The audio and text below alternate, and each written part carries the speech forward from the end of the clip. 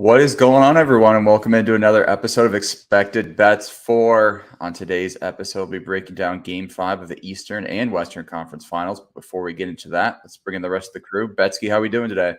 Oh, pretty good. Just kind of running around. But, man, this round of hockey's been insane. Phenomenal. Holy cow. Yeah. I mean, this is what you could ask, like, ideal situation here. You got both series tied at 2, heading to Game 5 here. We're at least going to get 6, hopefully 7, and kind of both of them the way it's been trending. So I don't really know if you can ask for much more. Yeah, I mean, the games aren't even, going one way. It's not like Dallas took the 2-0 lead last night and just kept it. Yeah. Yeah, they did not. And then took the 2-0 lead 2 days ago and just kept it. Yeah. It's not like Rangers took the lead 2 days ago and kept it. Yeah. It's wild. Yeah, I was talking to Franco about this before the show, but especially in that Dallas-Edmonton series, it seems like whoever scores first, you just live bet the other team. Yeah. Seems like the winning strategy for that one. Franco, how are we doing out there in Philly? Great. This has been fun, man. I mean, it sucks for us as bettors because we're struggling trying to find the right angles because nothing's been super consistent. You know, it's one team or the other each night. But these games have been tight. These games have been close and competitive, and that's all we can ask for as hockey fans, right? So it's been awesome. Yeah. In past 4 games, the props are finally falling. Yeah, they're starting to. We're starting to see some goals. I mean, not in the Rangers. And shots from more than 2 people on a team. Yeah. It's still difficult. You gotta be selective, but yeah, it feels like you kind of have more of a feel on the series, though, kind of as we get into these next few games here in terms of the lines have started to. I mean, obviously Edmonton made some adjustments last game, but it starts to feel like you can kind of determine who's their primary shooters really, or who's showing up this series, who's kind of what lines are clicking. So it's at least some sort of consistency as we move forward here. Any other thoughts before we get into tonight's game here? Now let's dive in. No? All right, let's do it. The first game up on the slate here, we have Florida at New York here. Pretty much, what's the lines here? What are we looking at? So Florida's minus 130 on the money line here. New York's plus 110. Over under set at 5.5 here. I'll start with you in this one, Franco. I've seen a lot of people on Florida in Game 5 here. Seems like they've been a better team this whole series. But what are you looking at here in Game 5 between the Panthers and the Rangers? Well, I guess the first question is, do we go back to an over here, or is this just going to be the under series of these two? You know, we thought maybe it was starting to turn after Game 3, and then we got slapped in the face again. And, you know, even despite that being a pretty good first period start with a few goals and then just dried up, it felt like. So I don't know. It's getting to the point with these series where you feel like these teams are going to ratchet up a little bit more, I feel like, and tighten up, especially as the games progress on, especially if it's close. So a little hesitant there. I think you can really go either way. I feel like you can make arguments either way as far as the value. I think Florida on the road has been pretty damn good all year. Getting them at minus 130 feels like a damn good price. But the same thing can be said about the Rangers. You're getting the Rangers at home at plus money. So that kind of feels like the wrong thing as well. So it's difficult. These two teams have been pretty well matched. I feel like the eye test, it feels like Florida has dominated the series, but at the same time, I mean, the Rangers are getting such better goaltending. Bobrovsky, I feel like, has not really looked good the last couple of games, despite keeping them in the game, you know, when he's needed to. But there were a couple of goals in the last game where it felt like he went down too early, and the first goal, definitely he went down too early. I think it was Trocheck, like roofed it, and later in the game, Zibanejad had one that was the same exact spot. It was like he just drops, and then this whole space right here is just wide open, and obviously it's not the easiest spot to hit, right? to get that and actually hit the net and not hit the crossbar, and that's what Zibanejad did. So I mean, that game could have went the Rangers' way if Mika scores that. obviously hits the crossbar and stays out. But I don't know. Bob hasn't really passed the eye test to me, and obviously Shesterkin has. So that kind of scares me a little bit if I'm backing Florida.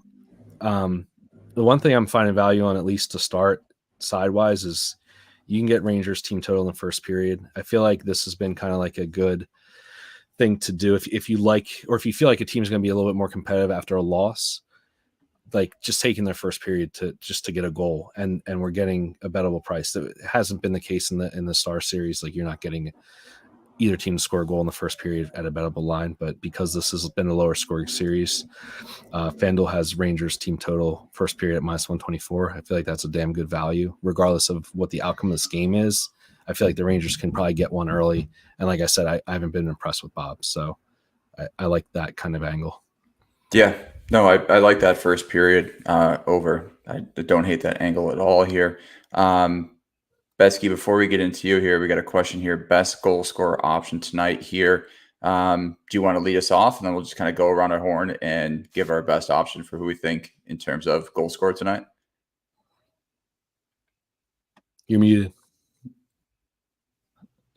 Yeah, Steve was reading my mind. This was something I wanted to bring up because DK has a add +100 to any goal scorer boost tonight. So I thought this was a perfect prop that we should look into. I mean, it's hard not to want Verhaeghe again, right? Yeah, I feel like there's more options on the Florida side almost that you're more tempted to take. But that top line for New York is due. Zibanejad doesn't have a point all season. Kreider doesn't have Kreider doesn't have a point all series.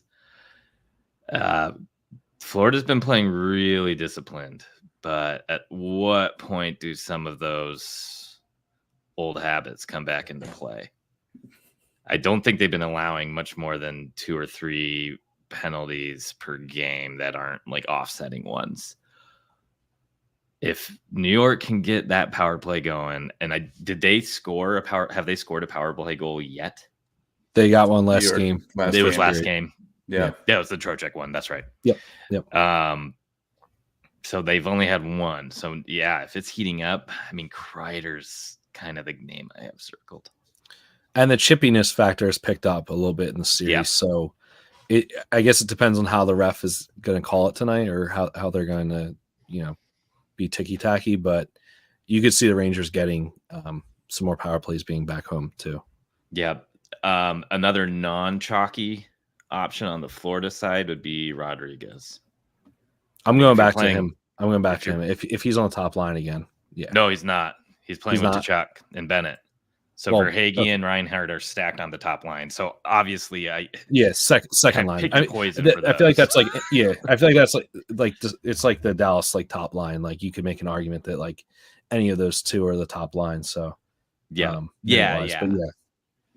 But Rodriguez having that opportunity with Tkachuk and Bennett smashing in front of the net. And we know his shots against Rangers are great. So I think that's kind of a fun option if you don't mind something a lot more risky. If you want to just take the safe option and get an extra +100 value, I kind of feel like I lean Reinhardt on the Rangers side, just because Verhaeghe's been super hot and sometimes that cools down. And then it's hard not to like Trocheck again for Rangers. I think Lafreniere has been a little bit better on the road, so I'm fine with kind of giving him the pause and looking at Kreider or Trocheck on Rangers.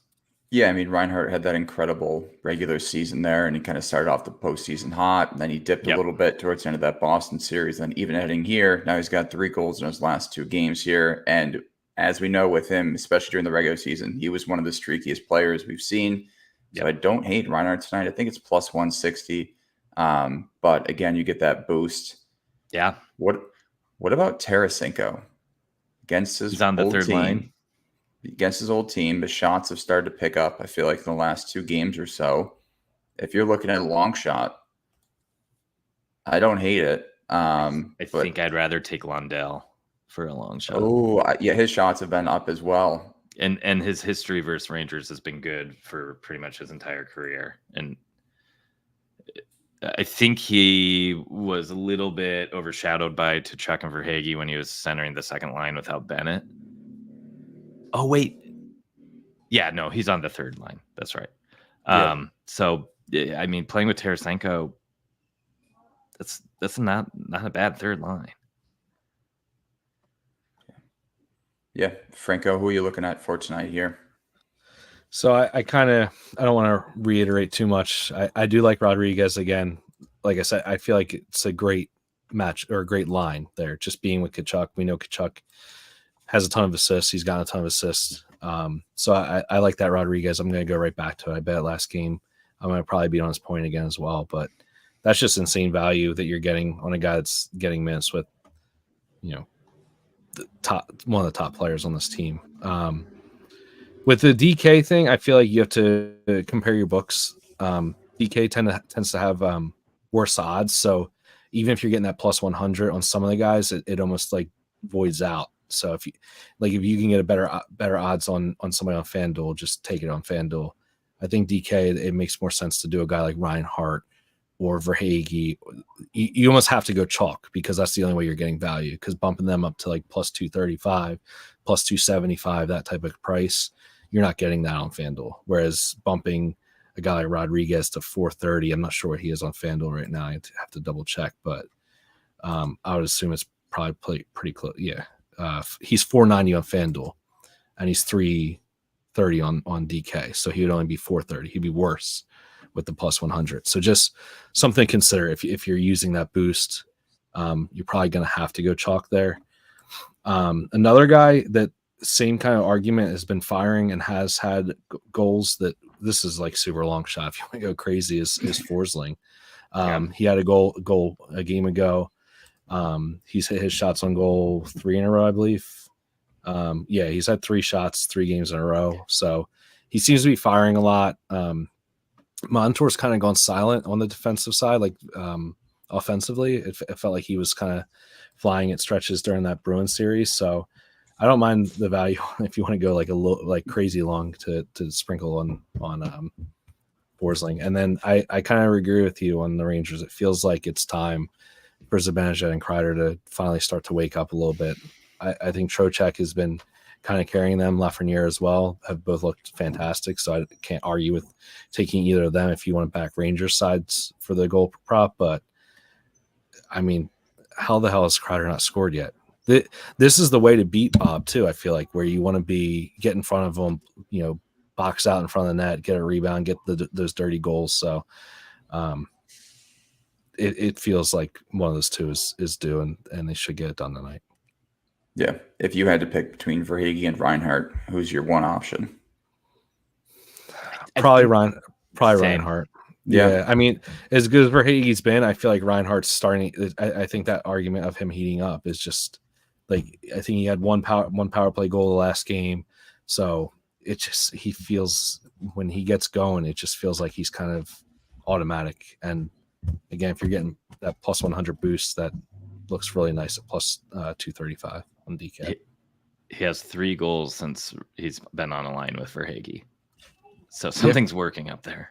Yep. Maybe it's those extra rebounds, maybe the extra space he's getting, but yeah, it seems like this is time for Rhino to keep on going. Yeah, I would agree. And I think he's already had 3 games. No, he's only had 2 games in a row at most in the playoffs, though. So maybe that's the only thing that worries me. But over the course of the season, his streak ends weeks too. Yeah. Betsky, any looks for you outside? As we talked about kind of the anytime goal scorer props here, any other looks player prop wise, or maybe sides or totals that you're looking at tonight? I'm a little worried that this is going to kind of play out more like the 2 Rangers game or home games that we saw from earlier. Affairs, So I don't know how heavy I really want to go on points. It's pretty hard not to want a Barkov assist if he's centering Reinhart and Verhaeghe, though. I mean, the price is too good. It seems dumb not to take it. And as mentioned before, if you really think that top line can get going, you got Kreider point at minus 125. Doesn't seem too bad. I think I'm I'm going to cool off on the Zibanejad assist right now, though, because it could easily be him. So that Kreider point minus 125 seems pretty nice if you think that top line can produce shots. Rodriguez at 3 for Forsling at 3 seems kind of fun as a little parlay. You could even ladder that up. Take them both at 2, take them both at 3. Those are kind of the ones I have my eyes on. And I do like Verhaeghe's shots again. And the volume's just wild. 19 and 11 shot attempts past 2 games. It's plus 120. It's a little risky because he hasn't been too consistent at the 3.5 line all playoffs. But I mean, if this is what that first line is being told to do, is just fucking rip it on net. He's definitely understood that assignment and is fulfilling it. Yeah. So I'll bring up a few bets here that we've talked about in the past here. So Fox Point has been kind of a main topic of discussion, it feels like, on the show for the past week or so. He had 2 in his last game. He's hitting 2 of his last 3. Kind of feels like he's starting to get more involved offensively here, starting to kind of get into the groove of this postseason. Minus 110 tonight, again, just for a point. Feels awfully tempting, doesn't it? Wow. Yes. That assist he had on the who was it on the back door? That was pretty nasty. It was Laugh, right? Yes. Yeah. That was pretty nasty. That like spin move assist, like right on the friggin' tape. So I feel like he's been playing hurt, is what it seems like. The announcers keep saying he hasn't really looked right since the Capital series, but that move there, he looked pretty fluid. So maybe he's starting to feel a little bit, and getting 2 points last game is a good sign for the Rangers. So minus 110 is pretty crazy, especially if we think that power play is going to get going a little bit too. I mean, there was times this season his assist was minus 110.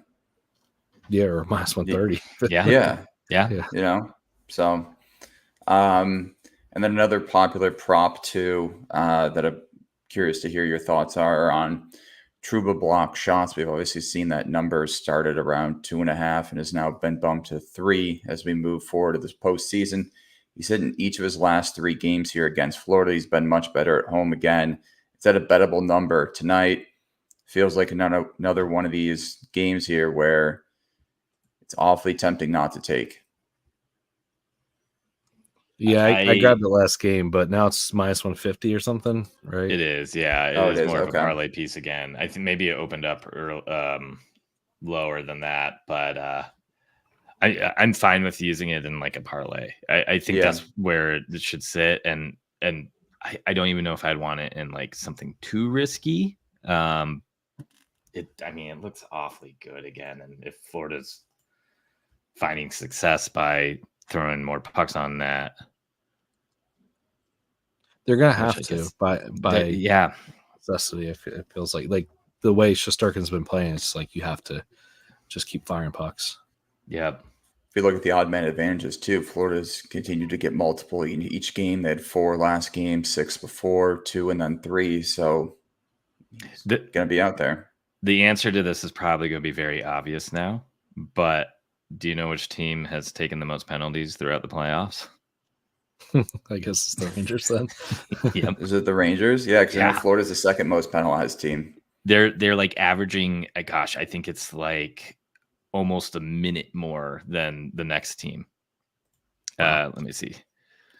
And that was the big discussion heading into the series too, was Florida's overly aggressive, like they're going to need not to take penalties, and it's really done a 180, it feels like here.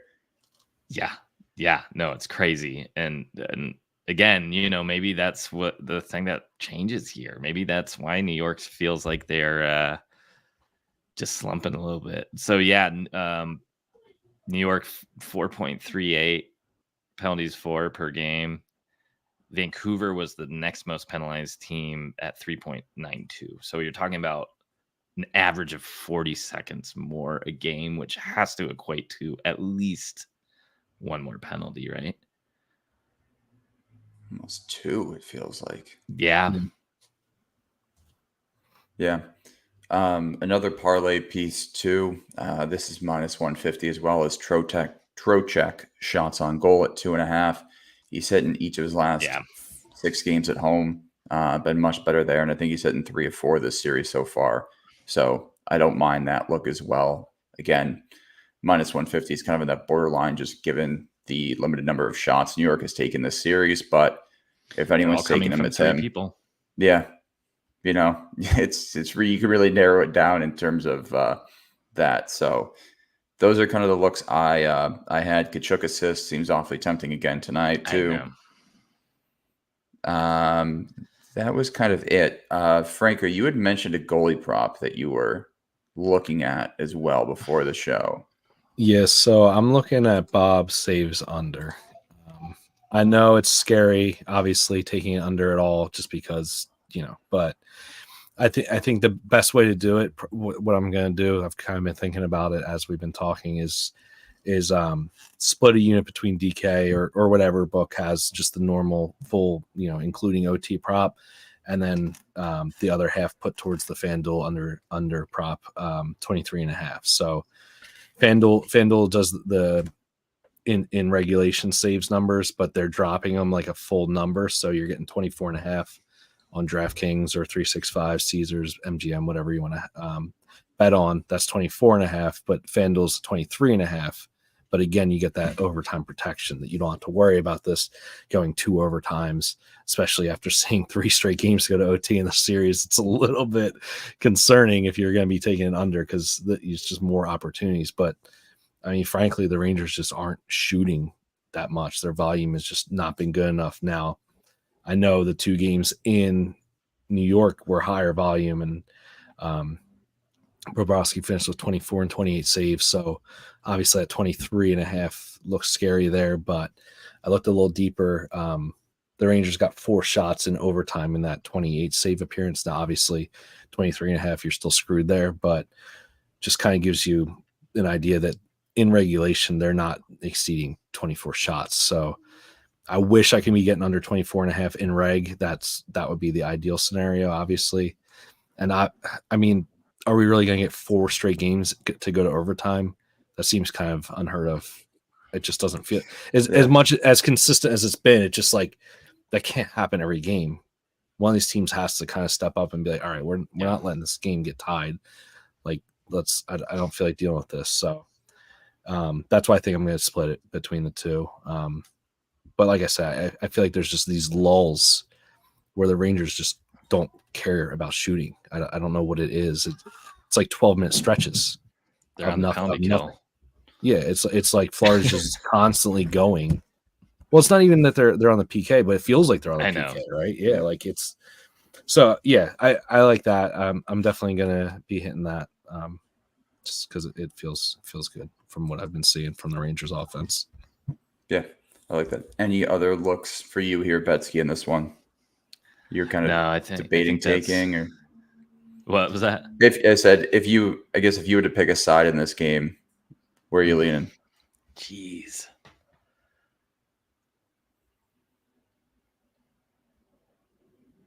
I think it's Florida. Everything's telling me Florida too, but feels like one of those games that the Rangers could steal at home. I agree. At plus 110.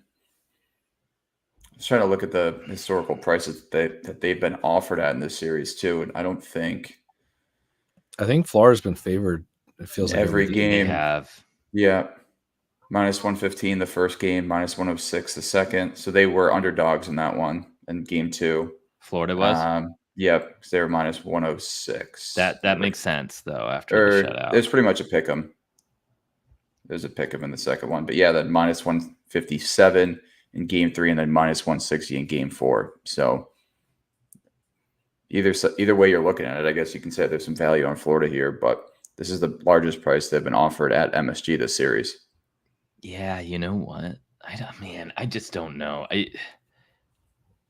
The Rangers have to stop taking penalties. Can they though? Are they? What I'm not sure if they can.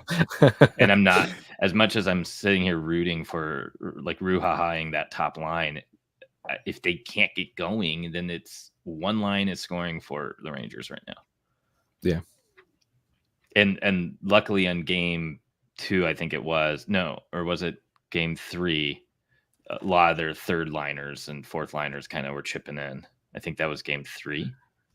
No, the Loft had 2 goals that game. I think it was game 2 was like all their bottom 6 really kind of pulled them through, if I remember correctly. Yeah.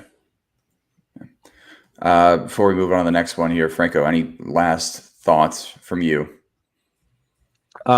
One more I'm probably gonna do, which I bet one game and then didn't come back to, and kind of came back again, but is we talked about the Trocheck shots, but you can do his 2 shots and a point on FanDuel, at least, as -119. I'm sure you can get something similar on DK or 365 or whatever, but 2 shots for him feels pretty close to just automatic. I know the 3 has been fantastic, but just give me that safety. And like we've been saying over and over again, he feels like the best player for the Rangers. So if they're going to score it all, I feel like he's going to be involved. Yep, I'd agree. Betsy, any closing thoughts from you here? No, I just can't wait to watch it. It should be a great one tonight for sure. Yeah. All right, moving along here to the Western Conference Finals. We got Game 5 between Edmonton and Dallas here. Tied up again here. Like we said before, 2-2 series here. Edmonton goes down 2-0 last night, comes back, scores 5 straight here, evens the series as we head back to Dallas. In Game 5 here, Dallas is the favorite, I believe, -130. Looking at that correctly, yes. And the over-under set at 6 here. It was at 5.5, and it has moved to 6. So I'll start with you here, Franco, in this one. What are your looks for Edmonton-Dallas? Well, I feel like we're due for an under, aren't we? As much as I hate to say it. I hope the goals keep coming. But I don't know. I feel like there's got to be a little bit of an adjustment on both ends. So I'm a little hesitant there. I feel like Dallas has not been as good at home. And it kind of sucks that they blew that game because, you take that early lead, two goals, and can't manage to even find another one at any point during the game. Seems kind of crazy. I am expecting a bounce back, though, and you're getting Dallas at -130. Feels like a hell of a price at home. So I'm probably leaning that way, and I got to give Skinner credit for how he looked, to be honest with you. After that, that's about as bad as a game could start, especially with all the rumblings going into that game. I was reading a lot of stuff, just comments throughout Twitter of, the lineup changes and all that stuff. And it seemed like consistently every Edmonton fan wanted Skinner out and Pickard in. So to start out that way, it's just probably about as bad as it gets. So hell of a game for him to bounce back. I think he made 20 straight saves after giving up those 2. And he looked pretty good doing it. Yep. There were some periods where Dallas kind of looked a little dead, to be honest with you. And I don't know what the deal is with that, because they've been such a good team at being resilient. So I don't know. It just didn't have the juice, I guess, in that game. But yeah, I mean, Dallas -130 feels great. I'll probably do that and something, maybe see what their team total is, but maybe something involving their team total or something, just to kind of differentiate myself a little bit, just in case this ends up being like a 4-3 Edmonton win. I might try to grab like a Dallas 3 goals live or something like that, just to kind of protect myself, because they're 3 right now. It's -175. But again, wait 5 minutes in the game, bam, you got -130, -120. Yeah, even better if Edmonton goes up first, then you can just live bet Dallas. Oh, absolutely. I will absolutely double down if that happens. 100%. Yeah, no, I agree. I'm definitely leaning Dallas here in this one. Betsky, what are you looking at here? Yeah, I'm probably going to lean Dallas here too. Adam in the comments has a good note, though, about what's up with Tanev and if we're going to see him. Now, I don't know. I don't know if he's the game breaker here necessarily, but it sure changes that dynamic up a little bit on that back end for Dallas. Yeah. I mean, you're going to have to bring back Nils Lundqvist now. So now you have Lundqvist and Petrovic in. That's, they're sheltering. They've been sheltering that 6th defenseman all playoffs, really. Now you got a whole to shelter 2 of them. or just have a pair that only plays a couple minutes. Yeah, I mean, that's huge. And that's going to wear on Heiskanen and and Harley, honestly. But yeah, go ahead, Betsky. Yeah, so that definitely will change things a little bit, but I I don't know if it's enough for me to get off of the Dallas money line here. This truly feels like it's going to be back and forth until Game 7. So I know we're not big like on prize picks here, but like, would you look at like a Heiskanen time on ice prop here? Because they're probably going to roll those top two pairs even more then. That's a pretty nice call, yeah. The only thing with him though is he's not playing on the PK, which is shocking. Well, he may now. Yeah, yeah, that's what I'm saying. Like if you're looking at like a prize picks tomorrow, yeah, no, I think that's a great idea. Yeah. So, and then Adam just brought up another great comment about Tanev being out, and yeah, this probably leans into going right back to McDavid for shots though, because he's been insane. And yeah, both games were at home, and he does have pretty bad home and away splits, but I may be willing to take that bait regardless, because it was like plus 120 last night. I'm just kicking myself for not doing it. Yeah. No, I think Adam made another good point too, in terms of really dive in those time on ice with the defensemen too, because we saw it last year before when they didn't have that depth, and they really it was those top two pairings that they rolled out pretty much every other shift. So I don't hate that. Any player props you're looking at? I will be going to Ben Point. He's hit in almost every home game. I think he's only missed 2 home games all playoffs. He's rolling right now. White's a little bit worse on the road, but it seems like he picks up the points mostly on the power play. So, I mean, shit, maybe just load up the big gun and go for a Ben power play point. Then Hint's point is bettable, which is crazy. I went for it yesterday, and obviously it didn't hit, but Jason Robertson did have a goal, so that could have easily been something that Hintz was involved on. It's pretty hard to not want to get, the guy centering Jason Robertson and centering Dallas's top power play for a point, let alone assist, at like minus 105, which is what it was yesterday. So I probably will go right back to that, even though I missed it yesterday. Those are probably the ones that stand out to me the most right now. Yeah. Franco, you were on Robertson shots on goal last night, I believe, here in that cast. You said in each of the last 2 games, are you looking to kind of continue that into Game 5? I think so. You saw a clear shift in Game 3, where he got that first goal, and it just felt like something clicked, right? Where he's like, oh, I can score. I forgot about that. Like, where the hell has this guy been, Yeah. And he was firing. Like, he was firing from a lot of different spots too, where like it felt like earlier in this playoffs he was passing in those situations instead, because he just didn't have that confidence or that feeling of like, I can actually be the one to produce, instead of having to set somebody else up and making that extra pass, making that play to find somebody open. Because I mean, when it comes down to the playoffs, it's like you're not playing against these bad defensive teams where you're making this perfect pass or tic-tac-toe plays that, with these sick goals, right? It's the gritty, ugly goals, the guy in front of the net where you just rip one and it gets past the goalie because he can't see type of stuff. So just fire pucks on net, man. Like that's what it comes down to. So yeah, I don't mind him.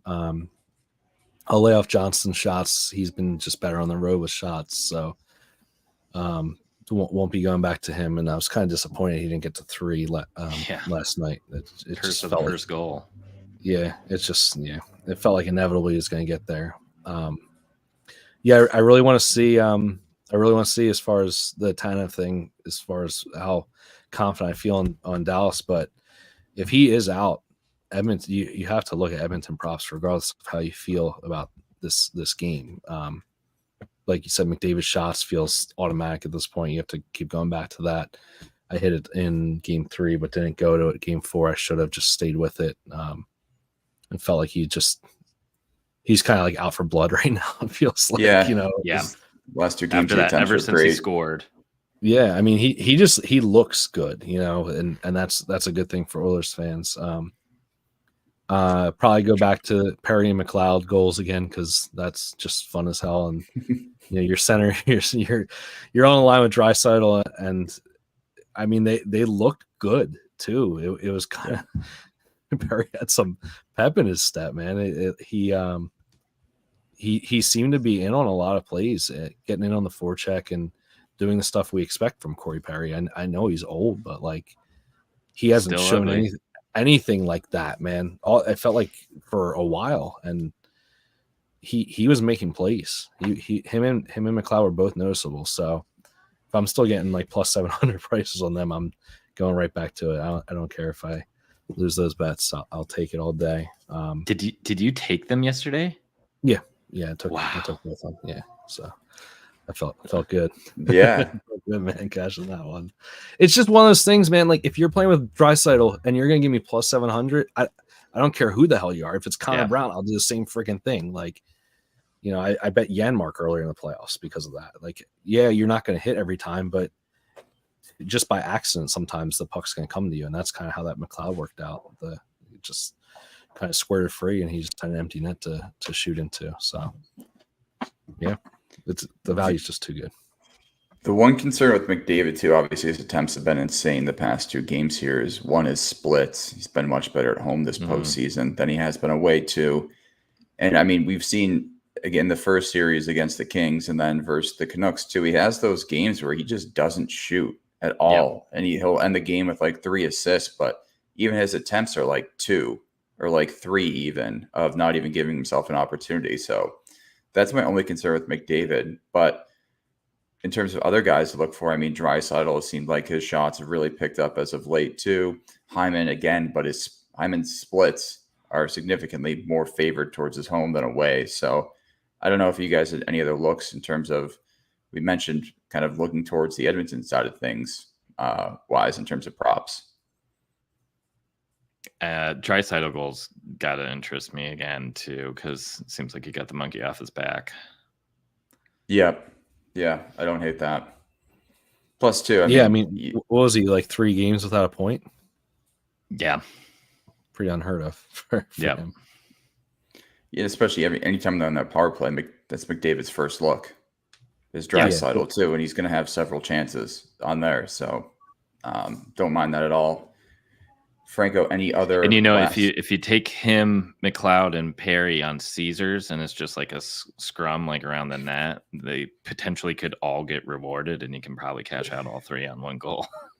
That's true. If they offer their point props, that'd be pretty crazy. I think you can only bet their goal props, but that. No, I know, but I mean, if these are all getting corrected and changed around, you may. Cash out. Even a disallowed goal. Excuse me. There, exactly. I mean, that's going to cash. It's insane that like a regulated sports book like Caesars just still has these issues and then just doesn't offer like half the props that you're looking at too. It's insane. Yeah, just make them not want to bet here for the sport instead of it. Pretty much. All right. Any other closing thoughts here on Edmonton, Dallas? It seems like we're all kind of on that Dallas side of things here. We're going to wait to see what's up with Tanev. But yeah, any other final thoughts on this Game 5 for the Western Conference Finals? I have two things. So I think that McDavid, the spike in his shots, I get it, like he was home, but like it seems like it's been since Nuge has been bumped up to his line. We've seen Draisaitl on the wing. We've seen who else was on that wing beside with Kane at one point. Henrique played a little bit. Henrique. Oh yeah, Henrique. No, I don't think Kane's made it that far up. Yeah, I don't know if Kane has, but it was Henrique. Regardless, some sort of power forward. That thought process of like him passing first, I feel like Nuge just doesn't shoot really either, and he's not really like a goal scorer. I feel like he's more of a setup man. So like that kind of plays more into the McDavid shots as well. And the other one that we talked about before the show a little bit was I want to be on Skinner under saves as well. It's kind of the same argument I had with Bobrovsky where 24.5, he just hasn't hit that number. I mean, as much as we like Dallas and we think Dallas is a good team, they're not they've been like just effective with their shots, I'll say, right? They're not firing a ton. They're not your Florida where they're peppering the net type of game. They tend to just be very selective with their shots and beat Skinner. you have the pull protection as well. If Skinner starts out bad, he could get pulled. So FanDuel is offering the same line as DK right now. I'm not expecting that to last. Tomorrow, I'm assuming it's going to get bumped down to 23.5 from 24.5. So I'm locking that in today on the under on FanDuel in regulation. He's only gone over it once so far in the series. So, and yeah, I mean, that was game 1. So if we think Dallas is going to be winning, I could see a situation where they can score a couple of goals early and Skinner might get pulled, or they get up, 3-1 and they kind of sit back and try to play defense and just finish the game off, block the net, not let anything through, kind of like what Edmonton did against them. It seemed like Dallas could not get to the center of the ice at all. It was everything the outside, and I expect Dallas to play that same type of game if they do get up. So I like that under. Yeah. All right. Anything else here? Do you guys want to put together a parlay for tonight or save it for tomorrow?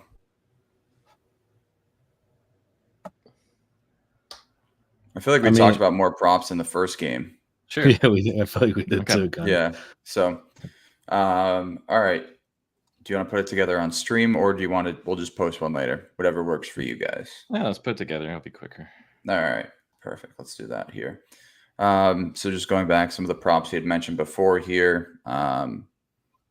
Trocheck shots on goal here. We didn't talk about this, but Panarin shots on goal has been much better at home here. You have to think he starts firing tonight. Verhaeghe point, Kachuk assist, Trouba block shots, Fox point. And then you guys did another one. Betsky, I think you mentioned Barkov assist as well. Rodriguez shots on goal. Was I missing any? Bobrovsky under saves. Oh, yeah. Yeah. I don't know if I want to include that because we'd have to do the DK number probably, unless we're going on FanDuel. But yeah, I mean, I really like Forsling, or I like Forsling shots, or Trocheck shots would be one of the two pieces I would pick out of the ones we listed there. So pick your poison. Yeah, Barkov assists for mine. Okay. All right. So go back to the same game parlay. So you want Barkov assist? Yeah. Okay. All right. Let's do that. They have assists on DK. I'm not seeing it in the same game parlay. Yeah, they're in its own section. They're under player prop. Sorry. Yeah. Oh, there it is. All right. Barkov assists -110. Player shots. Franco, who did you want? Give me Trocheck. Okay, so we got Trocheck at -150 here. So that's at +200 right now. What other ones did Erod is up there? Trouba block shots we mentioned as well. Yeah, I'm on that. That's not a bad look. So with Trouba block shots at 3.5, that gets us to +375. Yeah, perfect. Yeah, that works. All right. That sounds good here. Before we sign off, do you guys want to shout out your socials one last time here? Yeah, I'm Franco the Banker on Twitter. And I'm Gretzky Betsky's on Twitter. Awesome. As always, you can find me on Twitter at Geeter Betting and our podcast at Expected Bets 4. We appreciate Evan for tuning in, and we'll talk to you guys next week.